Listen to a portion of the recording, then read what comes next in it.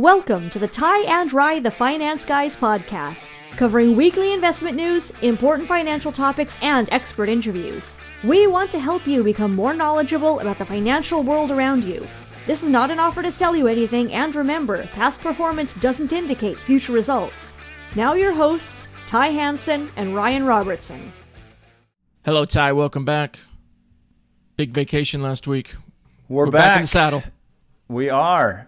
How was your Thanksgiving? It's fine. Yeah? It's fine. Bear Lake was great. Awesome. Well, yeah. I mean, you can't go out in the water, but still. Beautiful Is up it there. frozen? Did you go? No, Could you? not No, yet. Not frozen yet.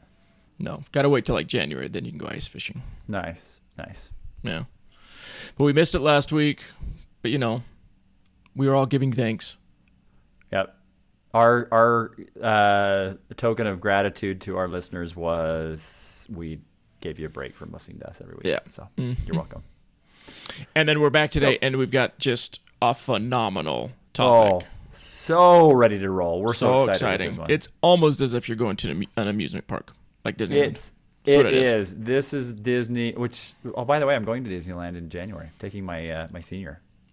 Wow. It's her senior trip. That's all she wanted to do was go to Disneyland. So I'm like, all right, we're going to Disneyland. Well, there you go. So Yep. This is just like that. I am as excited for this episode as I was when we decided to do that trip. For your daughter's senior trip, Yes. go over this podcast on the way. Yes, we will. Absolutely. It is about estate planning, everybody. Estate planning. Yeehaw! Right? You heard me right. And maybe we should actually ask that very first question. Why do we care about estate Why plans? do we even care about this? Why in the hell are we doing an episode about this? Because it's financially prudent. Yeah. And it's like going to the funeral home and picking out your coffins and headstones Right. and stuff like I that. know. It's basically the financial version of that. Yeah, it's like getting a root canal. Nobody wants to get a root canal. Nobody Yeah. wants to. Nobody. So Give us two good reasons why people should care about an estate plan, Ty. okay, two good reasons are, one, the strongest of families can go to shambles, can just be ripped apart after you pass away without an estate plan. I mean, I've got stories. Yeah, we're gonna get into some of those stories because I actually have a couple. Both my parents have passed, and yeah, I mean, it was, by all accounts, it was like mild and amazing and transfer, but there were still issues. So that's a big one. Number two is you spend your whole life building this empire, right? Building your net worth, building your assets up. Mm-hmm. And you're going to use them in retirement, right? You're going to spend your money. You're going to live the life of luxury with your significant other. And most likely, there's going to be something left over. And so we just want to ensure that has the smoothest transition. And the estate plan itself isn't necessarily going to save you the taxes, but it's a part of the tax planning. So, right. and the biggest, we'll get into the biggest reason, but the way that it transfers it avoids probate. And I have had one client. Actually, it wasn't my client. It was another advisor with a previous firm, one of the advisors at the firm. The client did not have their beneficiary structured the right way. And it wasn't his fault, the advisor's fault. And it was because the assets were actually held out. And some of the assets had to go through probate. Oh. So I've seen a client go through probate, and it is not fun at all. I've never been through it, but man, the stories are horrible. It is terrible. Yeah, probate is definitely something you want to avoid. So those are the reasons. I mean, that's important, right? It's kind of a big deal. Yeah, well, even if you think about, like, there's plenty of people that I know who would probably say, I'm not going to have anything for people to fight over. Right. And you'd be surprised. Right. They will fight over everything. Yeah. It doesn't matter if it's an old car. It doesn't matter if it's a couch. Right. It doesn't matter if it's an old wedding ring. Right. I mean, people will fight over anything. And obviously, like, different families, different ways, Right. Different strokes for different folks. You know what they say? Yes, You know how they say that? I've heard the strokes for folks. Yeah, I heard that before. And you just do your family a favor. Right. Put it on paper and make it easy. Well, not only that too, I have got family who they do not have children. Right? One of my favorite cousins. I love her to death. She's awesome. She's like a sister to me.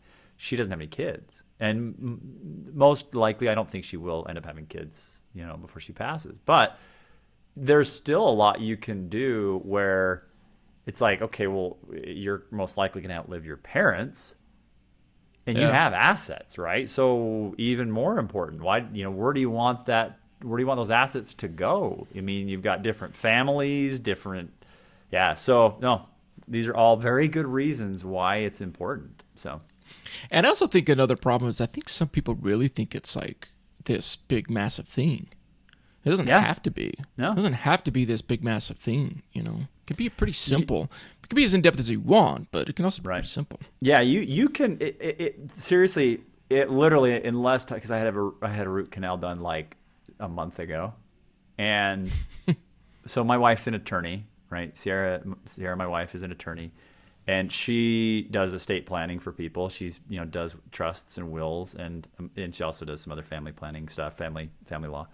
So I've seen her build some of the trusts out for people in less time than it took for me to get my root canal, right? Yeah. Now, more often than not, there's some meat to what you have to do there, but yeah, it doesn't have to be a crazy big process. So. Doesn't have to be. And it can be an ongoing, like you can set it up and you can change it, you can add to it, you can take away as you go forward. But like get the basic stuff done. Exactly. Well, and even to that point, so look, trusts and will, and we'll talk about both those in just a second, but they don't have to be super complicated in the sense that you have to spend $5,000 or $10,000 on one. You can go to LegalZoom and pay, $300 or $400. Now, I'm a very big believer in you kind of get what you pay for, right? So, if you end up still having issues after the fact because you bought some rinky-dink will or trust off the internet, but it still may work depending on, the individual and how their family is structured. But it doesn't have to be super hardcore. It can be very, very straightforward. So, get into that part since you've got the attorney in the family. What is the difference? Wills, trusts. Let's break that down.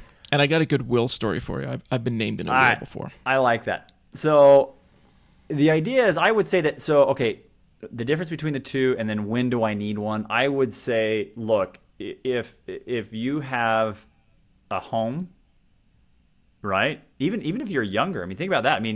You could be in your late 20s, early 30s, married, have a life insurance policy, have a home, and you've got a couple kids. Yeah. There's stuff in there that you need to take care of, right? You need to make sure you know who's going to take over your kids if you and your spouse. I was going to say that huge. in and of itself. So that in and of itself should make everybody get something done. Absolutely. So again, the when do I set up a trust, a will or a trust? It's like, look, you can start. In fact, I've got a couple of buddies, in their mid to late 20s that have built them out, and it's awesome. It's super smart, right? So that's kind of the win, is really if you have any kind of asset, or if you have children that you want to make sure are taken care of, then you damn well better get your act together and put something on, in writing. Okay, so the difference is you don't want your kids to go through probate and get sold to somebody else. Right. The open market. Put them on auction. Yeah, the open market right now for children is, I bet. it's pretty crazy. Talk about supply chain issues. The supply chain issues for small children is insane. It's like it's Chinese baby level. It is. Now. So exactly. If you want your kids to end up like that, come on. You don't want Haitian babies, Chinese babies. It's that level right now. Bonkers. Okay, so that's when. Okay, the difference really is, so the will. I put it this way. It's like, so the will is kind of like what your intentions are. What do you want to have happen? The trust is the legal entity that makes that happen. Now. Yeah. The bigger, kind of more surface level difference is if you have a will, it still can go through probate. Right? Yep. Again, because it's not a legal entity. Now, there's obviously a lot of other legal moving pieces, and I guess we should have said this too. Brian and I are not attorneys, and even though I'm married to an attorney, we're not attorneys, and this isn't legal advice. And there's definitely a lot of moving pieces to this that go way above our pay grade. But yeah, we've been doing this for a long time. I actually dealt with clients in their estates and their trusts and wills for over 20 years now. And so, because again, there's a lot of overlap with what we do, and in real estate, things like that. But yeah, so again, if you just have a will, that can go through probate. And again, for people what is probate? Probate is essentially you die, and it goes to the judge really decides, okay, this is what I think's going to happen. This is where I think this should go or that should go. And not only that, but then you are more susceptible to creditors, right? And not just creditors like, oh, I owe some money on a credit card. Like, I mean, people can come out of the woodworks and say, oh, well, Ryan owed me money. Yeah. So, and again, the other thing too is we shook hands on that deal. Exactly. It's really expensive to go through probate, because again, you're paying a judge to do a bunch of stuff for you, and time. Right. The one lady that had to go through probate with some of her assets, it literally took 3 months before she saw any money, and thousands of dollars. Okay. Whew. So that's a really big difference. Is that the will does not eliminate probate. It can, and it can kind of soften the blow of probate, but the trust really ensures that it's like, hey, it's a seamless transition, and we'll dive in again. We'll dive into some more details in here in just a second. But it's really because, again, the will is exactly what it's called. It's what you will. What was my will? What do I want to have happen? What's my desire? Yep. Versus the trust is like, it's a legal binding document that's like, as you go through, it's like, okay, I want A, B, C, D, E, F, and G to happen. So those are some of the key points of what that is. So. It's directing ownership of assets. Right. It's directing who those assets go to. It directs who's in charge of making those decisions. Right. So, because if nothing's done, everybody has a claim that's related to you. Yeah. If nothing's done. Oh yeah. Uncle Johnny or cousin Stevie could say, "Hey, Ryan owed me $1,000 for something," right? Yeah. And they actually have to publicly post that the probate is going to take place, and so you can go. There's a way you can actually go see when things are going through probate. It's just, what I mean.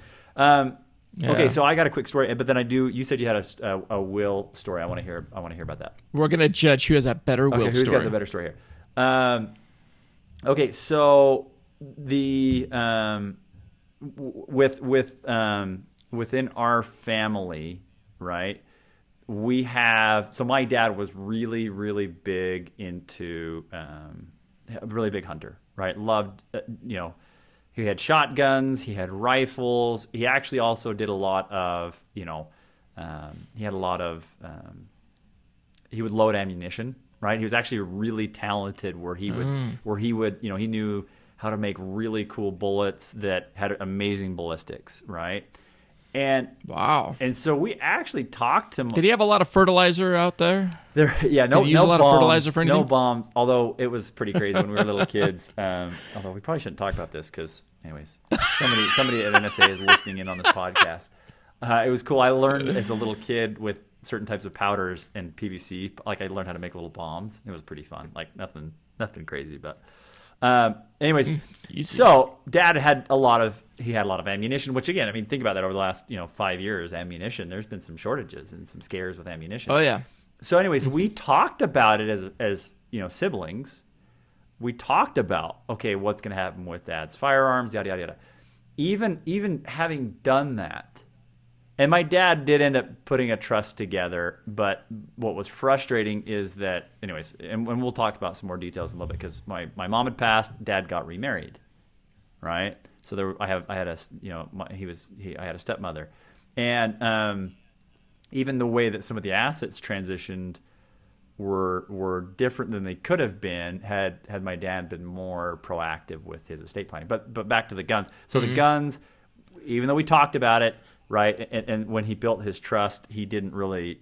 It was kind of right specify with deathbed trust, right?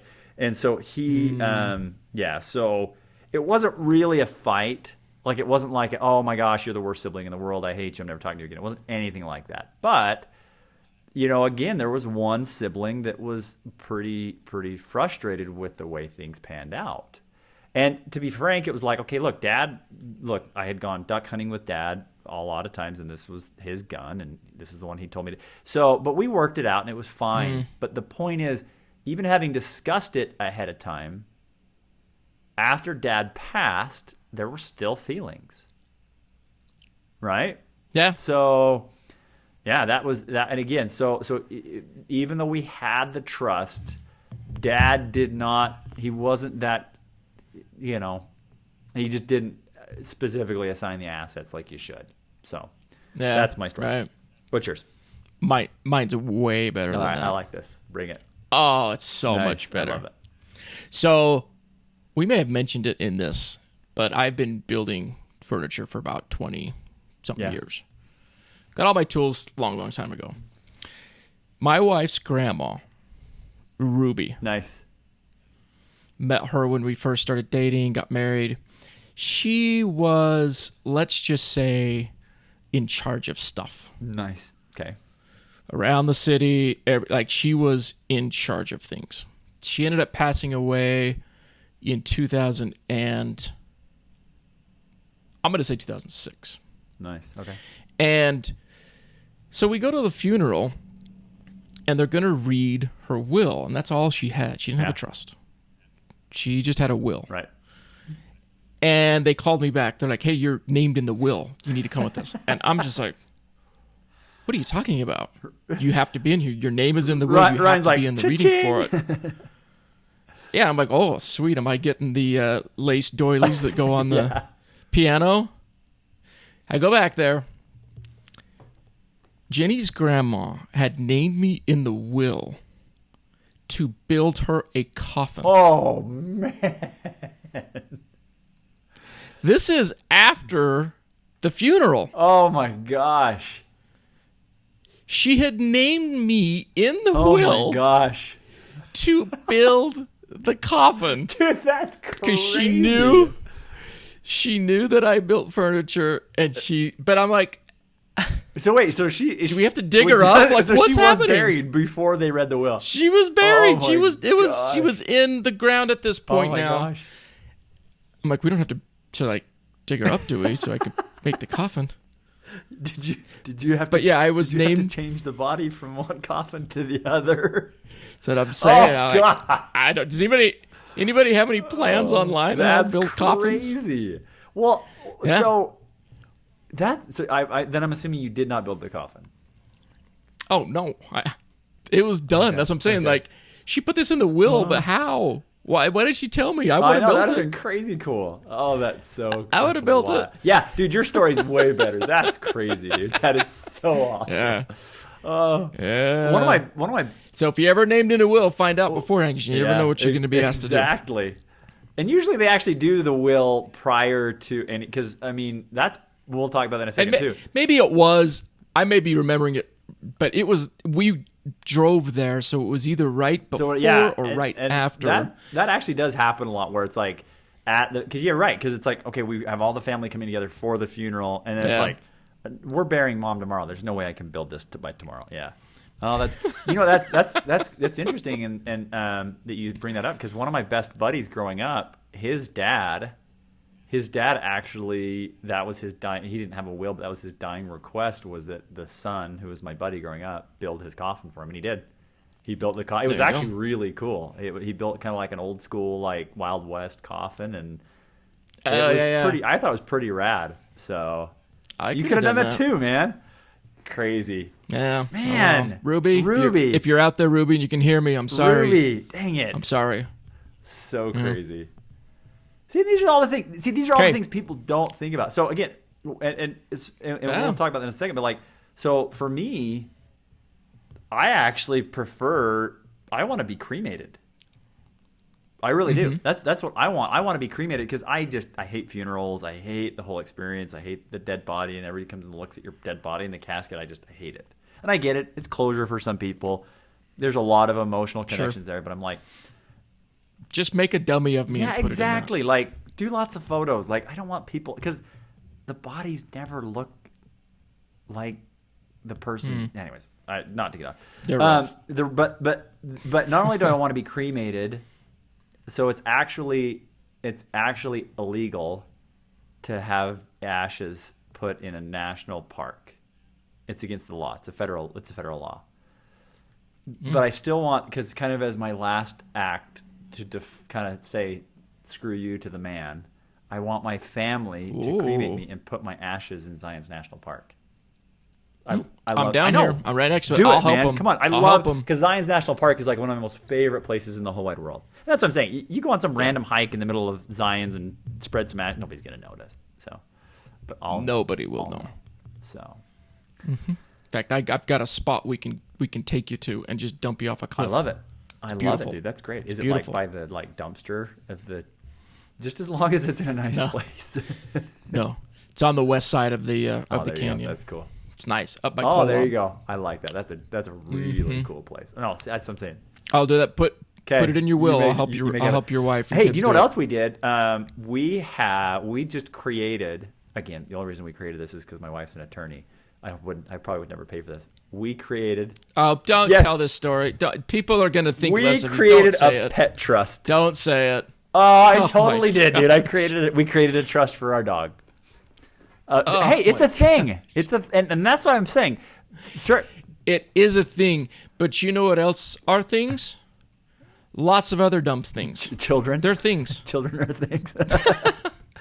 Hey, my dog is awesome. And so, literally, actually, it happens more often than you would think. And again, it's the same concept. I'm not surprised. It's the same concept. It's like, so rather than some judge having to dictate what happens, or do you know what happens most often with pets when both people pass away is most often those pets. They just shoot them. Well, they don't shoot them, but they are euthanized. Oh, they're euthanized.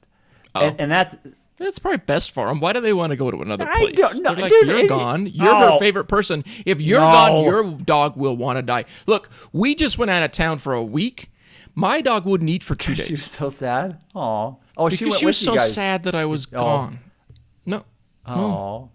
We left her here, and people came in to watch her. She wouldn't eat for 2 days. So if you die, your dog is going to want to die too. So just put that in the dog will. Ty die. If my master dies, I want to die too. No, Crushy has a long life ahead of her. Okay, here's the thing. So we actually put my daughter Maddie in charge of care for Crush, but the management of the money for Crush goes to our other daughter Annie, because Annie is like the ultimate miser. Like she won't like spend that money frivolously. So we split up who's doing what with our pet trust. Do you have an account for this? Not yet, but we do you will. have a bank account? Do you have a we retirement account for your dog? Oh, wow. # first world problems. It's a real thing. If you die, does the dog get the house? It's a real thing, and people listening have pets that they love. They do. I guarantee. Hey, my buddy that listens all the time. Most people do. Sadly, his dog passed away about a year or so ago. Gunner was the coolest dog. He ran with us all the time. But had he preceded Gunner in death, I'm sure he would want something nice for Gunner. So there you go. Okay, all right, we're off the rails. Let's bring it back in a little bit. That's amazing. So everybody, you can do that. Make a pet trust, will and trust for your dog. Perfect. Good times. Hey, talk about taxes. That's a kind of important one. A lot of people say that, like, I thought it was supposed to save me in taxes. Yeah, no, exactly. Government's got a long reach for taxes. The reason that I wanted to earmark that little nugget is a couple of reasons. Number one, you hear the old adage, there's two things you can't avoid: death and taxes, right? And the interesting thing is there's even one more thing. It's taxes when you die, right? That's the third thing. You can't avoid taxes when you die, because there is a final death tax, like they do a final tax filing for you when you pass away. And so, there's going to just one final smash. Uncle You're Sam gone, but you know what? Gives you the sorry, bird. buddy. Yep, exactly. Yeah. But so there are ways and strategies that can be built for the estate.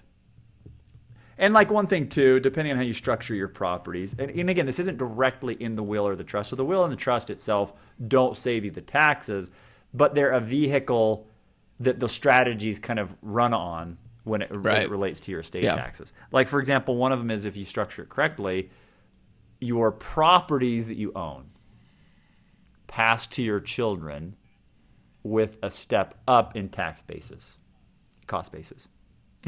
So what that means is, if I, Ty Hansen, I buy a property today and I buy it for $500,000, okay, and I sit on it for the next, how old am I? So I'm 40. So let's say I live till I'm 90, so 50 years, next 50 years. You're not living to 90. Yes, I am. So I live to 90. That property is worth, let's say it's worth $1.5 million at that point, and it's paid in full.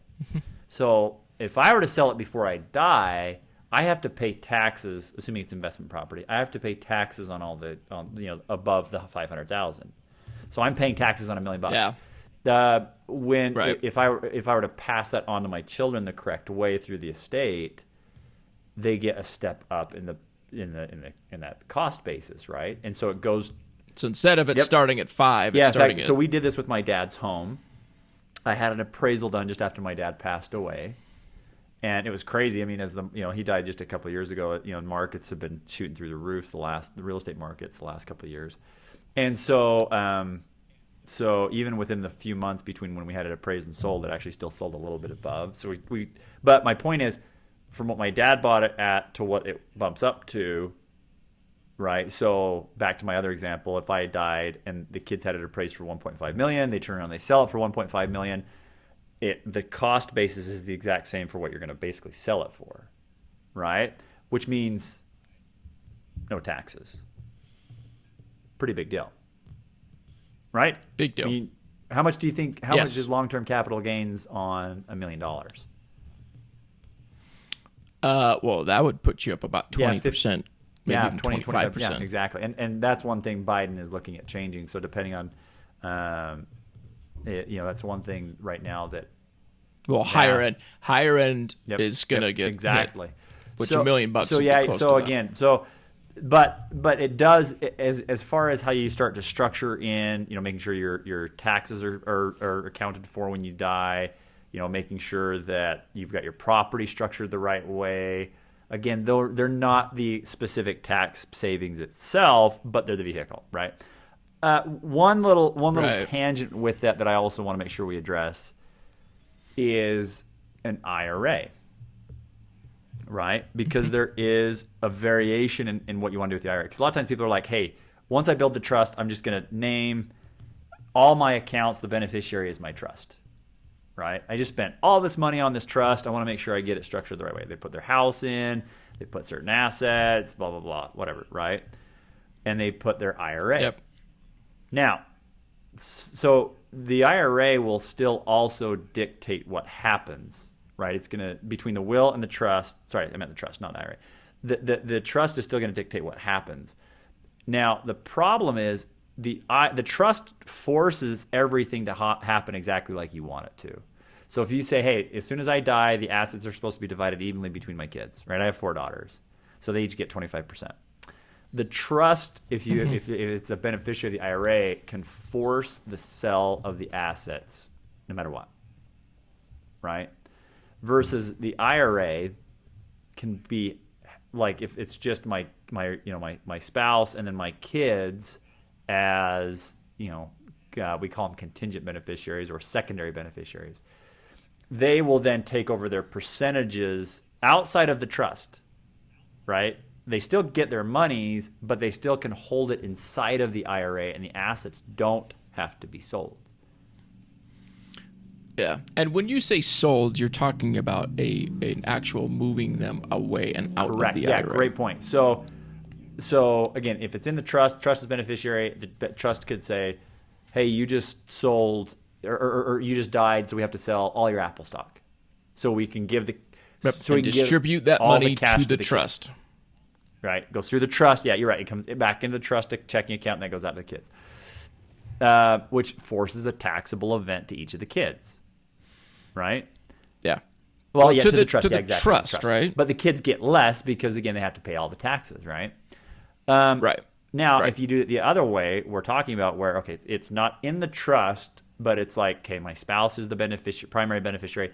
The contingent beneficiaries are, my 4 daughters each 25%, right? Or let's even say my wife's already passed away, right? And I'm not remarried. I make my kids primary beneficiaries 25% each. Then when I die, they receive an inherited IRA, right? It doesn't go into the trust that automatically sells the Apple stock. They each get their accounts, they get their percentages, and they go on their merry way, right? So my oldest daughter, Allie, could say, hey, I just want the money, right? I want to go to Vegas. I want to go to Hawaii, whatever. And she can then sell. She can sell Allie. and pay the taxes and move on and go do with it, whatever. My second daughter, Maddie, could say, well, I don't want to sell this. It's making a lot of money. Well, she's going to have Maddie's the dog. got the dog. So she's got But to Annie's got the- No, I'm saying, but Annie's in charge of the money, so she knows, like, I gotta provide the the funds for She's this. got to take care. Yeah. So no, but she's So she's got to be does. smarter But about it. See what I'm saying is it doesn't force the tax issue. It gives them a choice. So that's Yes. where it's Yes. I have that conversation a lot with clients where I'm like, I know you've got this really cool trust and you love it. Don't make All the your time. IRA Happens all the have time. the trust as a beneficiary. Don't force the issue. Give Yeah. your children the option in the issue. Yeah. With the issue.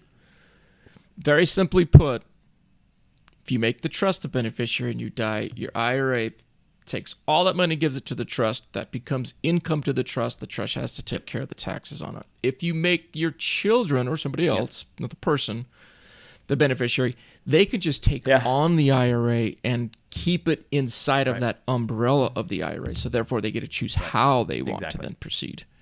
They can at that point control how those taxes will happen. Now, later, small bits at a time. So don't do it. That's what you're saying. Don't do it. The one drawback I will say, though, with that is a lot of the reason that people will build a trust and have their will is it lets you control how – and in fact, I'll talk about this in just a second because I've got a kind of a cool little thing inside of my trust. But you can dictate how certain things happen within your assets, right? So because, again, you may say, well, if my kid's 20, I don't necessarily want them to – they may be, or if my kid struggles with addiction or is a burnout or doesn't go to college. Your oldest is going to Vegas with your money. Yeah, Allie likes to gamble. She's got to Allie's got a Allie, gambling don't problem. do it. So she don't do it, Allie. Yeah, so she would basically. That's the only drawback is doing it the way we're talking about. The money would transfer to her, and you don't have the trust to say what happens to the assets, right? So, because now she's in charge of it, she do what she wants. There's sophisticated strategies to work around this, a lot more than we're going to dive into right now. I've actually heard some pretty cool strategies about it, but again, it gets a little deep. So, but back to that point, as far as again making sure that the trust really says what's happening with everything. Again, you can put this is a cool point with the trust. You can put in there language like, hey. The kids each get X unless they don't finish college or, trust funds. You hear about trust funds and certain stipulations, right? Like I have a friend, a running buddy. It's a pretty wealthy trust, but their specific family trust, he's a trust fund kid. They all had to have like a certain level of education and they had to have certain, like a certain level of job, if you will, right?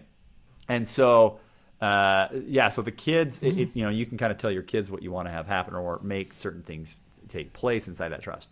So one of the things that I've done with mine is part of my life insurance is permanent. I have some universal life just from when I was super young. It's crazy cheap, right? It's a few extra $100,000.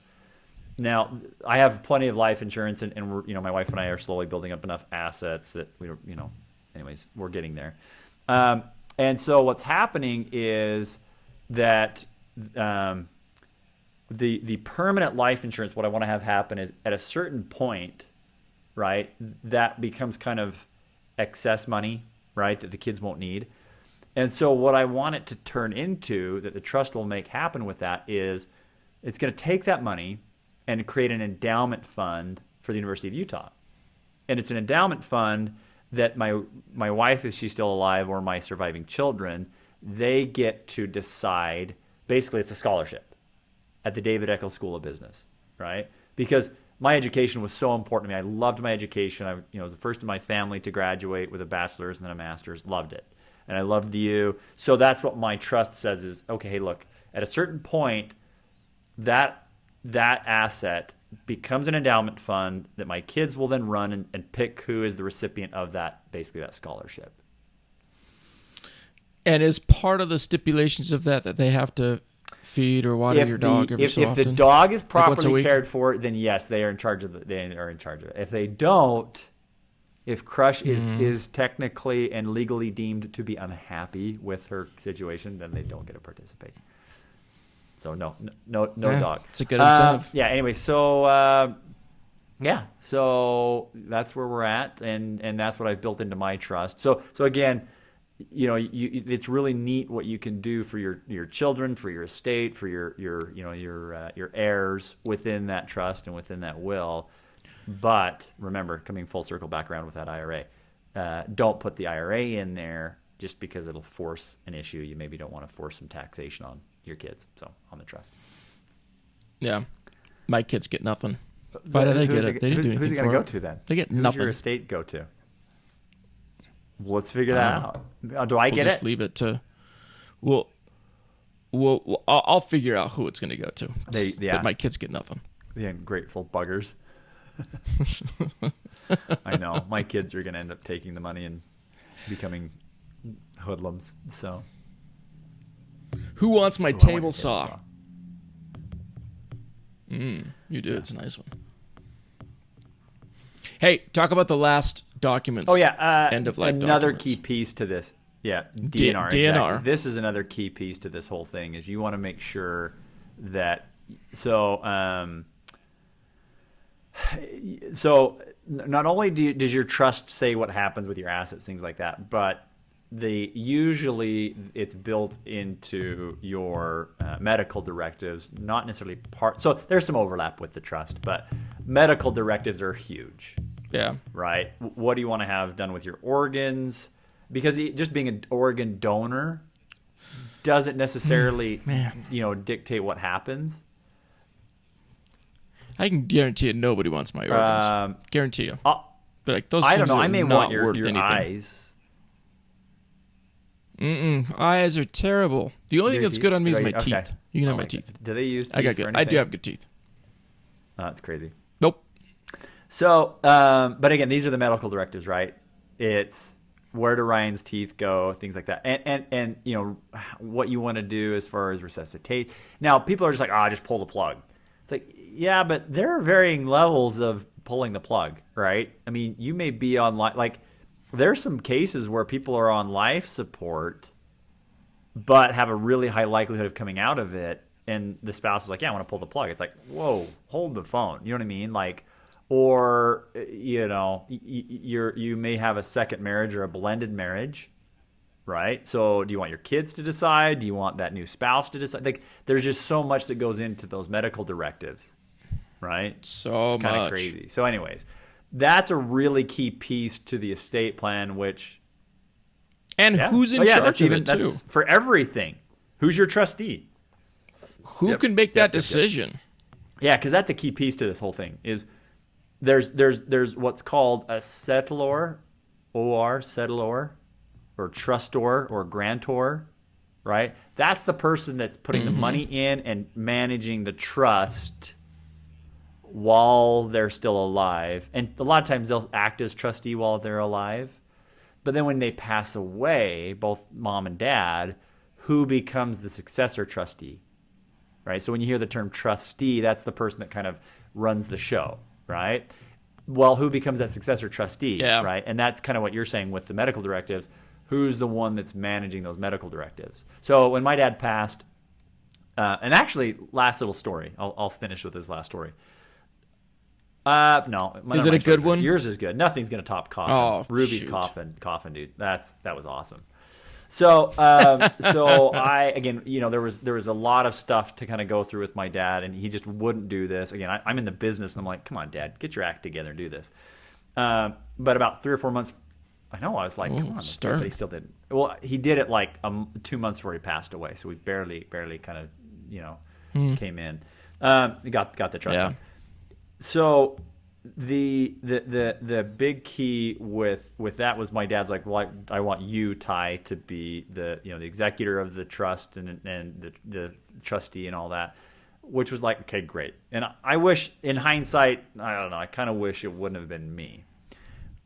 Oh, that is not a fun job. And so what happened, and I won't get into too many details, but I had a brother, and here's the idea: is basically it's like, if there's ever any kind of discrepancy as to what should happen with assets, basically the trustee acts in good faith as to what they think is the best, what the person who the grantor or the originator of the trust, what they wanted. Uh-huh. So I have a yeah. One of the children, that's always the best to make those decisions for the other children. So I have an older sibling who was kind of struggling, but also had some issues with addiction in the past and things like that. And it became a heated issue with these assets. And to be frank, my dad had said, hey, look, just kind of help dole out money over time. Don't give a lump sum, just because I think that's the best. And again, literally, we have this conversation. Well, when push came to shove, and that's the way I started handling the assets for that sibling, did not go over well. And even to the point where it's like, I'll bet. I'm going to sue you. I'm going to take you to court, blah, blah, blah, blah, blah. I'm like, yeah, well, you don't have a leg to stand on. But, it's like, well, I want to honor the wishes of my now deceased father. And it was okay. We worked it out just fine. And it actually ended up to be a good experience where myself, his children, and we all kind of had to come to Jesus and talked about it, and we figured it out. We worked it out. But again, it was like, that's what I had to do as the trustee, is I had to manage, what I felt was best with some of those assets. So it's a kind of a thing to think about, is who really should do that. And I've always told people, I'm like, think hard about that, because whoever you put in charge of that is going to get bombarded. I mean, I'm being a little bit extreme, but they're going to get bombarded with requests, because look, that trust is only going to be executed as well as the people running it. Because in Ruby's case, there's plenty of stories in Ruby's case where things were not handled. Yeah, that's a good point. Let's end on that. And as a bystander, I'm watching this going, someone needs to take control of this thing. Give that executorship to an attorney. Yeah. Let them do it, because they're not involved. But anyway, and that's the thing, a big just thing to think about. Because you build a trust and a will and you have the estate set up a certain way, it has to be executed. Somebody's got to do it. Things can be executed that aren't in accordance to the will and trust, and then what has to happen is it has to be contested in the court of law, right? And that gets messy fast. So you're right. You want to have somebody that knows what's going. Yeah, and even too, a lot of times people with large estates, they'll actually, like Wells Fargo has a really big trust services division where they're the actual trustee, right? So they have to handle everything. In fact, a great example of all this, go watch the movie Knives Out, right? That's a great example. Oh yeah, Daniel Craig, one of his finest movies. So good example of that. Really good movie. Yeah, it was really fun. That's a very good example of it. And just everybody, when you think about it, you got to go through all this kind of stuff to really kind of consider it. And I guess that just goes against what I said earlier, where it's easy to put together. It's true.